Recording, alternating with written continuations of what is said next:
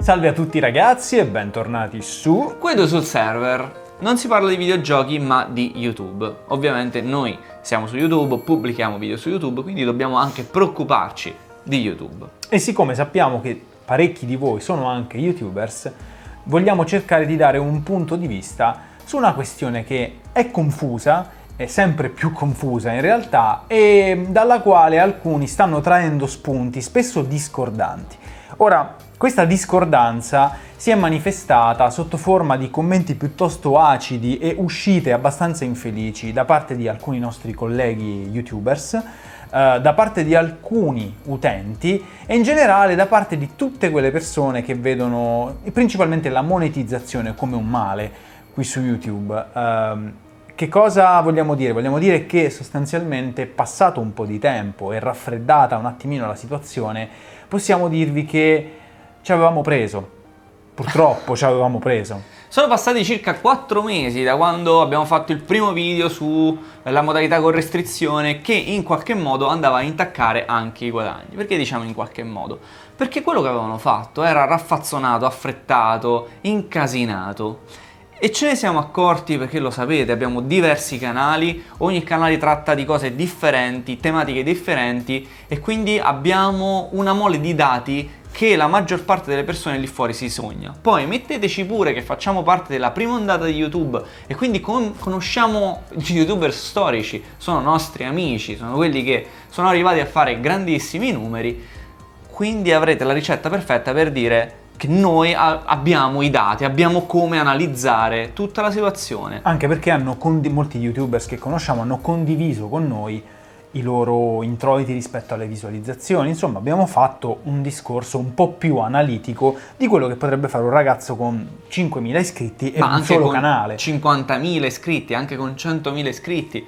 Ragazzi, parliamo di mole di dati completamente differenti, di categorie totalmente differenti. Quindi, quando ci permettiamo di fare un video, non è che lo facciamo a cazzo di cane, lo facciamo perché abbiamo fatto i nostri begli studi e l'abbiamo fatto anche la scorsa volta, facendovi e portandovi delle prove che l'algoritmo andava completamente a cazzo di cane.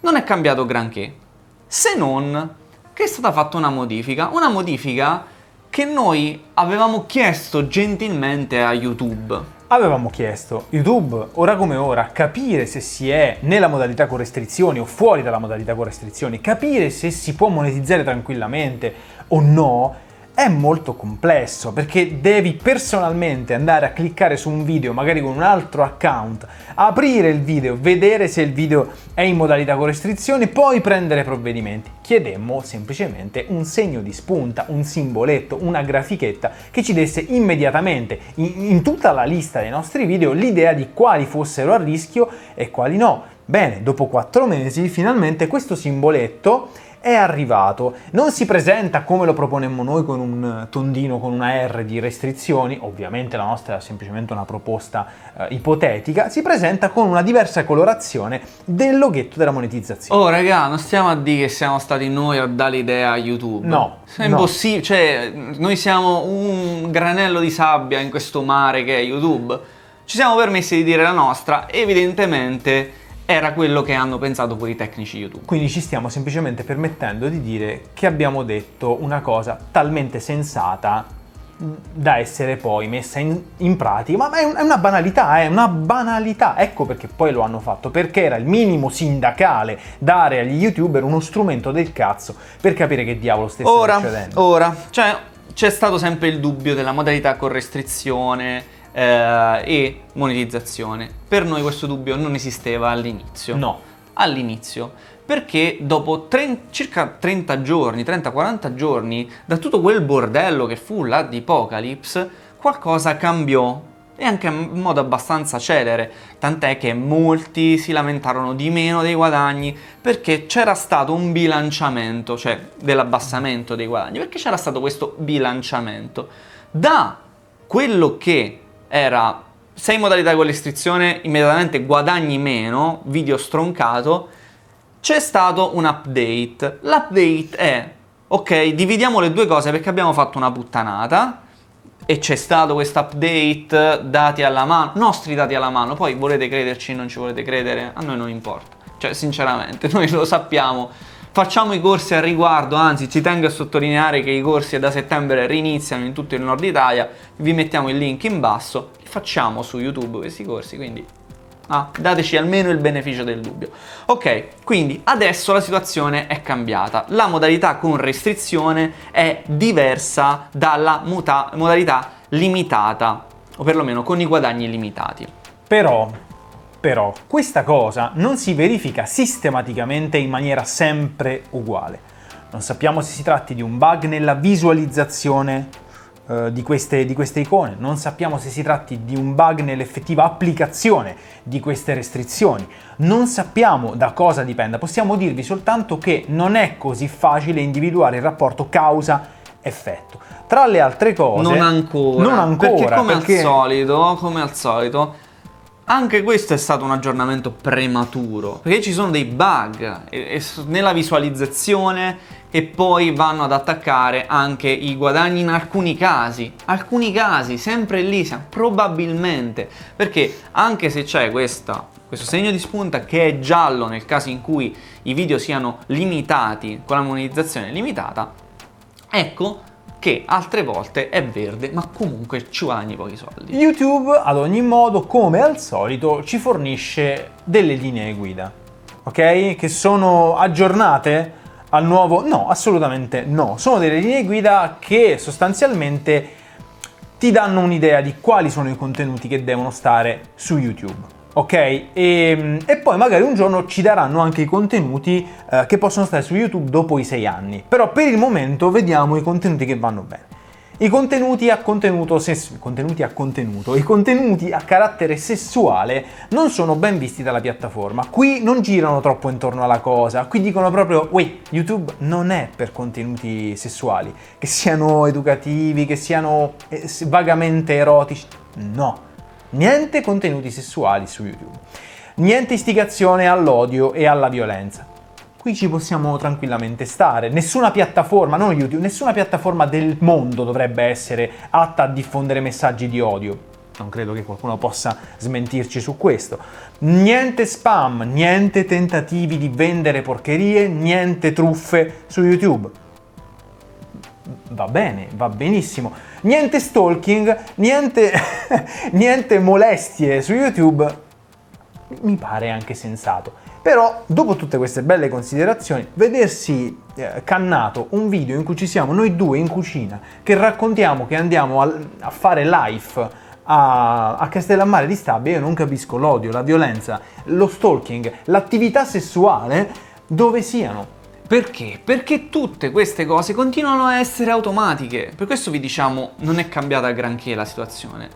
Perché l'algoritmo di ricerca delle parole chiave che vanno a far pendere l'ago della bilancia su monetizzo, non monetizzo, te lo limito, sono ancora completamente o parzialmente casuali e devono essere revisionati da un uomo. Da un uomo. E allora vuoi dire, ma di cosa vi lamentate? C'è la revisione manuale. Sicuramente è quello che noi abbiamo fatto con quasi la totalità dei video del nostro secondo canale, perché pure quelli di Peggle vengono in qualche modo visti un po' come l'anticristo. Si può dire anticristo? Non lo so. Comunque tanto verrà limitato anche questo per i primi 7 giorni. Sicuramente. Adesso arriva il bello.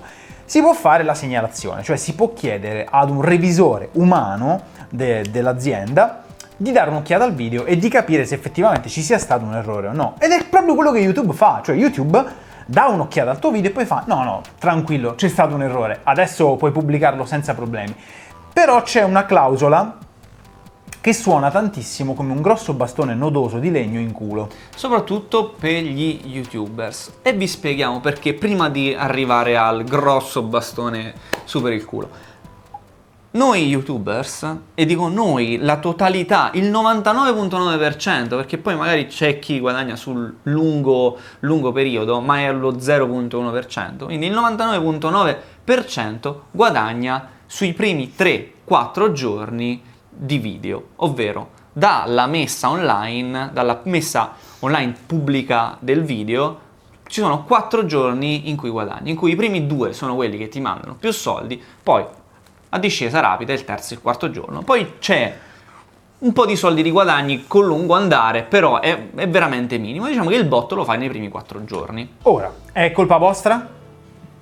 No, è una tendenza di internet quella a far diventare vecchia una cosa di lunedì quando siamo a giovedì, ok? Una cosa uscita 4 giorni fa è vecchia per l'internet e tocca leggere anche cose tipo old but gold riferito a cose del mese prima, quindi occhio, non è colpa vostra, è proprio la tendenza. Poi c'è anche un'altra tendenza che è quella dello youtuber a produrre molti video che vanno a coprire ovviamente i video usciti in precedenza.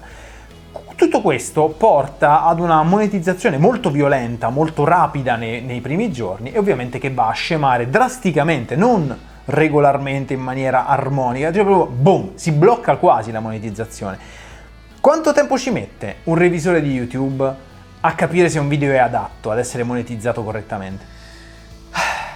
C'è una piccola clausola, come diceva lui, che è questo bastone nodoso che ti ficcano da dietro, ovvero deve essere online il video, aver guadagnato nei primi 7 giorni di messa online pubblicamente almeno 1000 visualizzazioni. Ora, 1000 visualizzazioni le fai in un'ora, ok? Noi. I canali grandi in generale le fanno in un'ora. Tanti canali piccoli magari li fanno veramente in una settimana.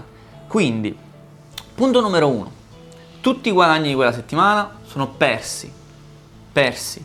Punto numero 2, anche se tu lo sai a priori che il video è limitato, perché ci sono video non elencati, privati, che abbiamo sulla piattaforma e che sono già limitati, non serve a niente perché deve essere messo online e deve fare almeno 1000 visualizzazioni quel video. Quindi il fatto che ci abbiano messo il simboletto che ci fa capire che c'è un pericolo non serve a nulla perché non possiamo intervenire in maniera efficace. Cioè noi segnaliamo il video, no? Diciamo dai un'occhiata a questo video per favore perché mi dice che c'è un problema. Sì, te lo controllo subito il video, però fagli fare prima 1000 visualizzazioni, mettilo online, poi tra una settimana, quando avrai perso tutti gli introiti possibili e immaginabili, ci risentiamo. Quindi hanno fatto una parte di quello che noi proponevamo, cioè di segnalarci i video problematici, però non hanno fatto il passo successivo, cioè aggiustiamo le cose prima della messa in onda del video. Il fatto è che c'è sempre un modo per fottere il sistema. E non vi neghiamo che noi l'abbiamo già trovato questo modo, che non ve lo raccontiamo adesso perché siamo ancora in fase di studio, eccetera, eccetera. E sono nostri, sono cazzi nostri, no? E soprattutto non si dovrebbe fare, dovrebbe funzionare tutto in maniera ordinata senza dover fregare il sistema. Però porca miseria, YouTube, ne fai una buona e 100 sbagliate. Cioè, ti danno il contentino, ti dicono, oh te, prenditi questo. Ti dico io che il video è limitato, però mettilo online, così non ci guadagni un cazzo, tanto sono fatti tuoi che non ci guadagni un cazzo, tanti soldi sulla piattaforma girano sempre. Cioè, questo dovete capire. YouTube i soldi degli investitori li fa girare sempre. Ora, che non vadano su un canale come il nostro, poco importa, ma vanno direzionati su altri canali che magari sono dedicati ai più piccoli, che magari tante stupidaggini non le fanno. Quindi, volete un consiglio da amici? Volete un consiglio da amici?